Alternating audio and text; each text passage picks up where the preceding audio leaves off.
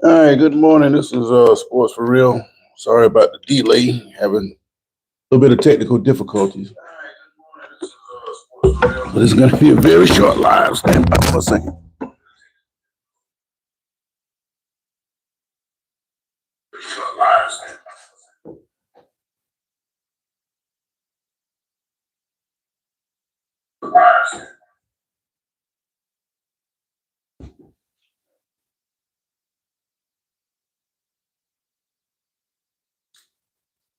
All right. The narrative now is that the ACC should be left out of the college football playoffs. And the idea is that the conference has been weak all year long. There's some pretty good teams in the ACC. And the fact that Florida State started out so high after knocking off Alabama kind of tainted the image a little bit when they tanked. But just because they tanked, that does not mean that the conference should be overlooked. Virginia beat Florida State, and they're in position to win the conference. All they have to do is beat Duke. And I think Duke is going to get beat by Virginia. And Virginia is going to should take their place in the playoffs as the conference champion. Now, I don't have a problem with smaller schools like James Madison or any of these smaller schools that win conference championship. They should be allowed in the party too, but not at the expense of some team that's played a tougher schedule. And that brings into the bigger conversation concerning the ACC is Notre Dame. Notre Dame's got an agreement with the ACC where they play X amount of games a year with that conference to allow them a competitive schedule, but they don't have to commit to the conference. So in other words, Notre Dame is completely benefiting from the situation and not really providing any basis to the conference. So in other words, in my opinion, Notre Dame is pimping the ACC. They don't need Notre Dame. Notre Dame is going to milk the system as long as they can. They got the big contract with NBC to televise their games. They can pinch off the ACC to get some games that they want to play, and they can pick and choose who they want to play.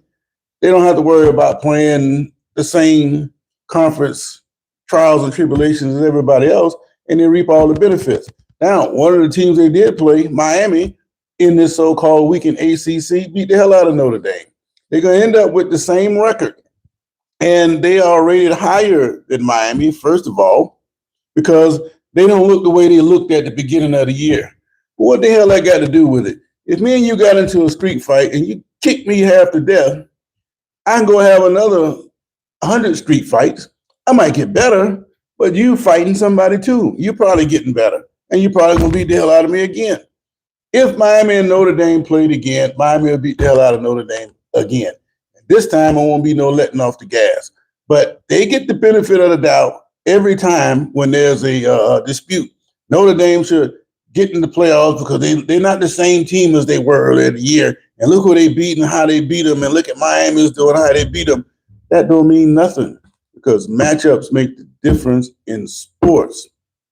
If I beat you handedly, without a whole bunch of turnovers and all that, if I just run the football down your throat and just beat you in every phase of the game, that should leave no doubt. So we got a tie record, and head-to-head has always been the first tiebreaker. Why is Notre Dame still considered as pretty much a lock to get to the playoffs over Miami? Got a big problem with that. So that is one problem that they've been shaping it up in the media and putting it in people's minds, trying to make it okay for this to be acceptable, but it is not. It's like the little Johnny theory all over again. They want everybody to be happy. They want everybody to feel safe and comfy. And the reality of it all is that's just not the way things are. And I got a big problem with that. So until they open the playoffs up to a larger number, or they get a bona fide system like the NFL has, where you play a schedule and these are the parameters that you need to make the playoffs. So it is unclear. So it is very clear to everybody. So there won't be no mistake about why this team is in the playoffs and yours is not. But that's not the way they do it in college. They're still living on that Newt Rockne win one for the Gipper BS, which got nothing to do with football today. Miami handily beat Notre Dame. Miami should not be in a position where they have to wait and see if somebody else happens to lose to get them in a position to get in the playoffs over some team that they already handily defeated. It don't make a whole lot of sense. Now, be that as it may, I was thinking that Notre Dame, not Notre Dame, but Ole Miss, with the departure of Lane Kiffin, was going to get dropped out, kind of like what he did to Florida State a couple years ago. But evidently, they like Ole Miss, and they moved Ole Miss up to number 6, I believe. So they're pretty much in a position that they're going to make the playoffs. But everybody's going to be watching. Ole Miss has hired Pete Golden, the defensive coordinator. I think it's a permanent job. I don't know if it's the interim or what. I got to check on that. But I know Pete Golden is a new coach going through this particular time. He's highly respected in the locker room, but he's a defensive guy, which leads to the question, who's going to run the damn offense? Because that is Lane Kiffin's offense.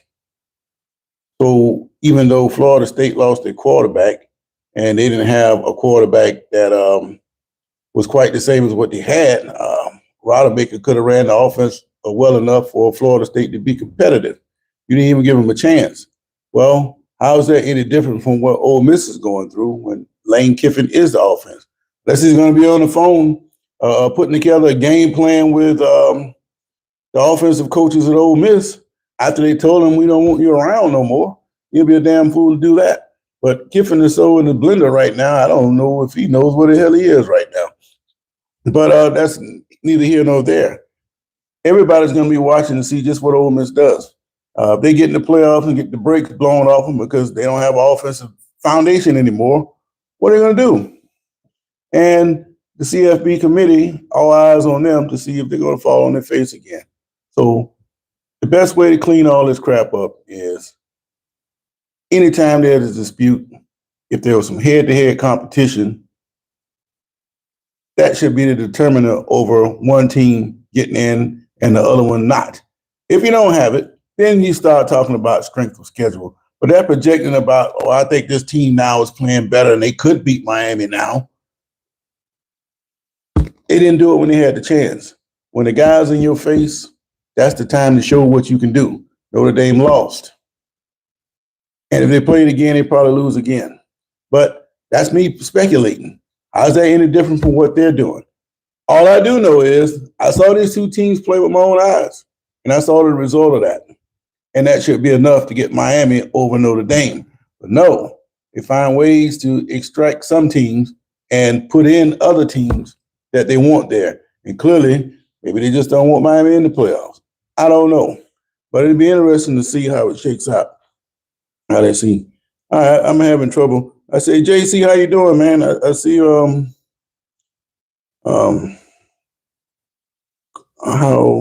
man, I can't see none of this. Are you from Chicago or something? I can't make out these small letters. I'm sorry. But anyway, I have to go back and look at the look at it on the computer. I can't see it now. But I asked the question: should the ACC be left out?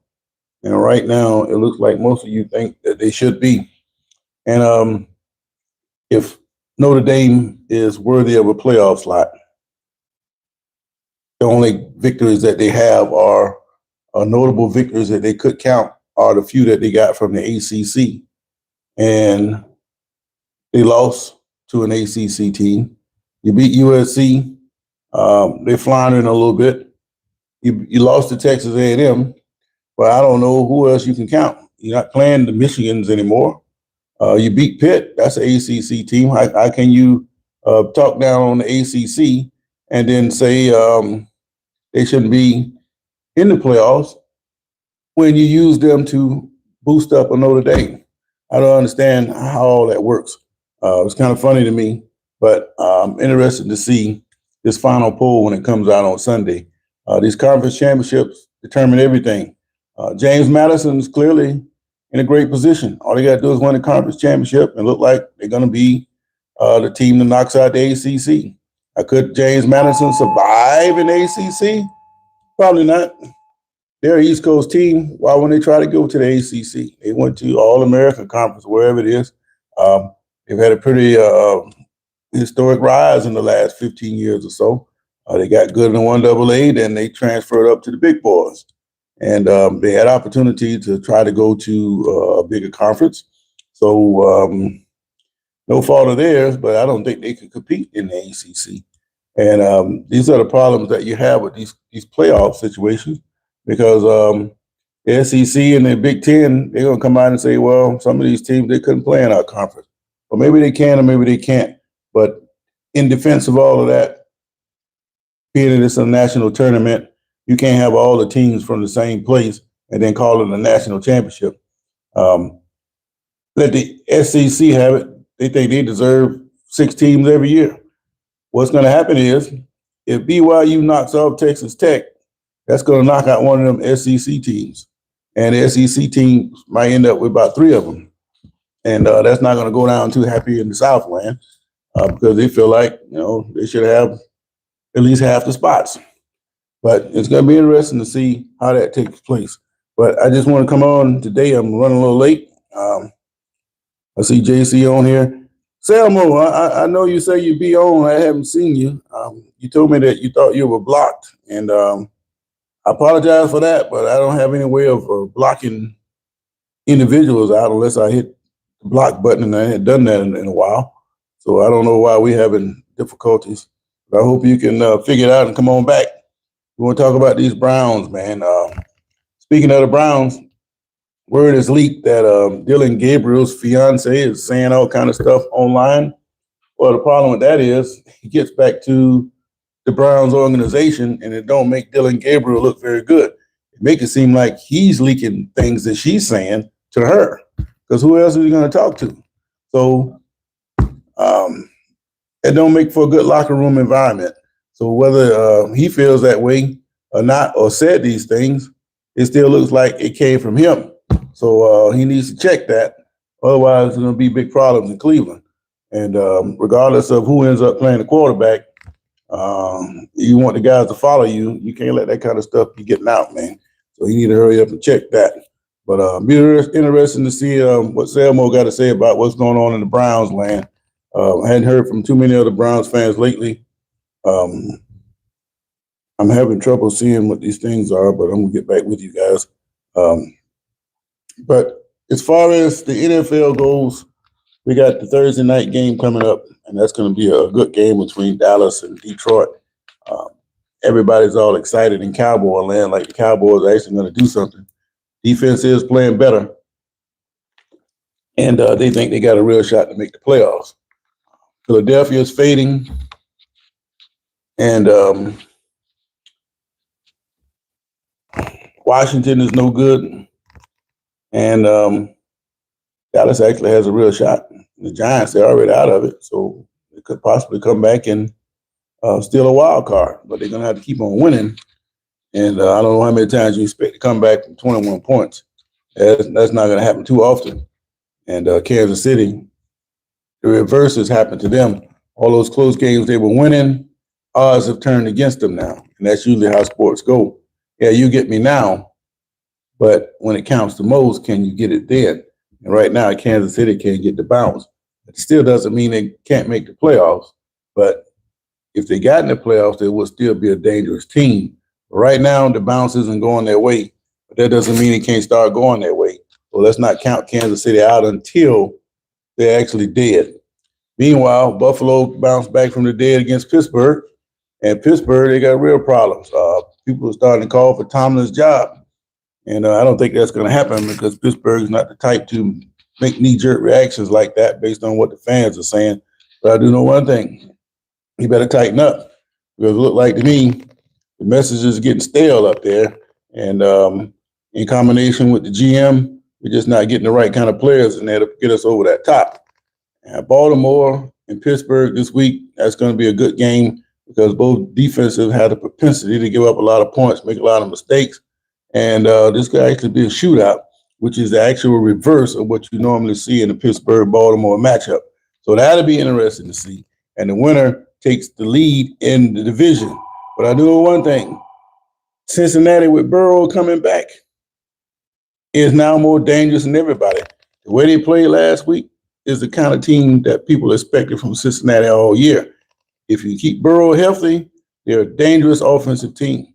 And they're only 2 games back of Pittsburgh and Baltimore. So the way those 2 teams are playing, they're going to play their way right back into Cincinnati, and it's going to come down to tiebreakers. And the last thing Pittsburgh wants to do is line up against Burrow in the playoffs or an attempt to get the playoffs, even though they beat Cincinnati twice. They got by them twice this year, so we don't have to worry about them. There's more Baltimore problems than Pittsburgh. But Pittsburgh, they can't deal with that, man. So it might just be a time for a change in Pittsburgh because things have been in a rut for such a while now that it might just be time to move on for both parties. Not saying that he can't do the job. It just needs some fresh air in the building. How about that? That's just the way I feel about that. But anyway, I'm going to go look at this computer screen. I'm going to find out who you guys are hitting me up. I can't see this morning for whatever reason. And I hit you guys up. But I appreciate it. You guys chiming in with me. This has been Sports for Real. That horn went off. That means I got to go to work, man. Kids be coming through the door in a minute.